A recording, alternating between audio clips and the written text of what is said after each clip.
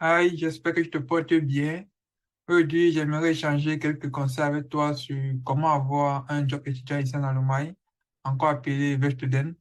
Mais ces mêmes règles-ci sont applicables, peu importe où tu te trouves, que ce soit en Europe, en Afrique ou en Amérique, ok? Bon, allons-y.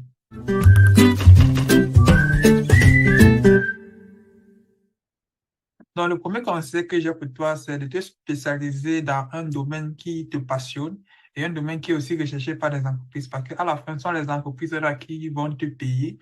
Donc, tu dois rechercher un domaine qui pourra les intéresser. Et dans chaque filière, il y a toujours une matière ou une spécialisation qui correspond exactement à ce domaine-là, qui va te passionner et qui va aussi intéresser les entreprises. Bon, un petit conseil pour savoir comment faire ou bien pour savoir quel domaine les entreprises recherchent. Tu pars dans une plateforme de recherche, peu importe, peut-être Indeed, peut-être Stepstone.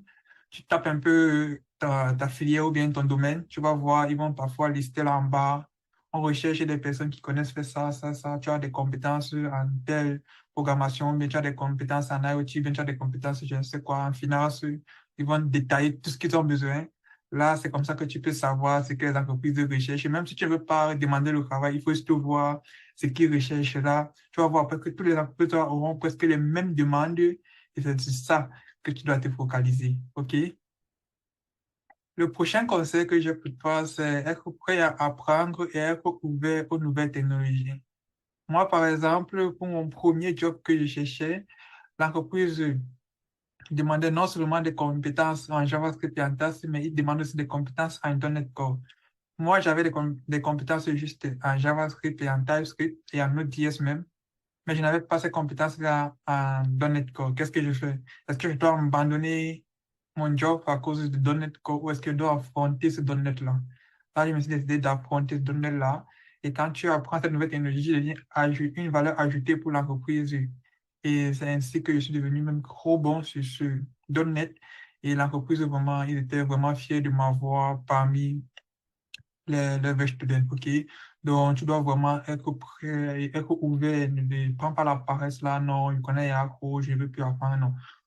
On n'arrête jamais d'apprendre, on apprend chaque jour, il y a toutes de nouvelles technologies. Et celui qui n'apprend pas régresse. Donc, tu dois toujours apprendre pour être parmi les tops des tops, OK? Le prochain conseil que j'ai pour toi, c'est d'avoir des bonnes relations ou se faire des bonnes relations. Parce que, comme on dit souvent, on est la moyenne des 5 personnes qui nous entourent. Donc, si tu es entouré de 5 personnes qui ont un vrai student ou qui ont un job étudiant, alors toi, tu es la sixième personne qui aura un vrai student ou qui aura aussi un job étudiant. Donc, entre toi, des personnes qui ont déjà ce que tu veux et il faut toujours apprendre de nouvelles personnes, des personnes qui, faut cibler, qui sont ceux qui ont déjà ce que je veux. Tu essaies de t'approcher de cette personne-là, leur demander des conseils et de voir comment eux ils ont fait. Parfois, certains peuvent même te recommander quand ils voient que oui, tu es bon et ils peuvent te recommander même dans les entreprises. Donc, n'hésite pas de te rapprocher de ceux qui ont déjà ce que tu as et d'avoir de bonnes relations aussi. Donc, le prochain conseil que j'ai pour toi, c'est d'avoir un très beau profil LinkedIn et aussi avoir un très bon CV. Parce qu'on dit l'habit ne fait pas le moine, mais on reconnaît le moine par son habit. OK? Donc, tu dois te rassurer que tu as une très jolie photo de profil sur LinkedIn, une photo de profil professionnel. Tu peux généralement le faire chez un photographe, une jolie photo de profil. Aussi, tu peux aussi acheter cette photo-là dans ton CV. Et si tu es un programmeur, tu peux aussi créer ton CV en ligne que tu pourras ajouter dans ton CV sous forme de PDF. Et voici le lien de mon CV en ligne que j'ai programmé moi-même. C'est vraiment beau à voir, ça montre que tu es aussi engagé. Et sur LinkedIn, il y a souvent des chefs d'entreprise ou bien des recruteurs qui partent te guetter ton profil LinkedIn pour voir ce que tu as déjà eu à réaliser, ce que tu as déjà eu à faire. Ils regardent et parfois, même ils regardent sous forme inconnue. Tu ne peux pas voir qu'ils ont regardé ton profil parce qu'ils ont LinkedIn Pro. Là, tu vas juste voir une personne a visité votre profil, tu ne sais pas qui parfois, c'est le recruteur là qui part, il visite ton profil, il voit si bon, est-ce que tu corresponds à ce que tu fais, il voit un peu ce que tu fais sur LinkedIn, il voit qui tu likes, il voit, il te contrôle quoi. Donc, ça lui permet aussi de pouvoir mieux te connaître même avant votre premier rendez-vous. Donc, n'oublie pas d'arranger ton profil LinkedIn et aussi ton CV. Bon, le dernier conseil que j'ai pour toi, c'est d'investir sur toi-même et développer tes compétences toi-même, OK? Donc, comme on dit souvent en anglais, il faut upgrade. Parce que l'école te donnera au maximum 50% de ce que tu as besoin pour atteindre tes objectifs. Et les autres 50%, toi, tu vas devoir les chercher toi-même. Donc, tu vas devoir faire des certifications, suivre des formations et tout ça. Mais c'est très important de te développer. Si par exemple, tu es dans le domaine de la programmation ou bien tu es dans le domaine de l'écotechnique, tu as ma plateforme Capilon que tu peux suivre. Il y a plein de formations là-bas que tu peux bien suivre.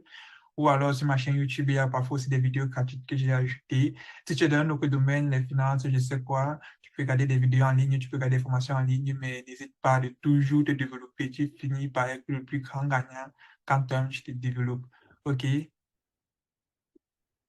J'espère que tu as aimé ces petits conseils d'aujourd'hui. Si oui, n'oublie pas de cliquer sur un pouce bleu, de laisser un commentaire, de t'abonner aussi. N'oublie pas aussi de cliquer sur cette cloche de notification pour être toujours notifié lorsque j'ajoute un nouveau contenu. On se prend prochainement. Bye bye.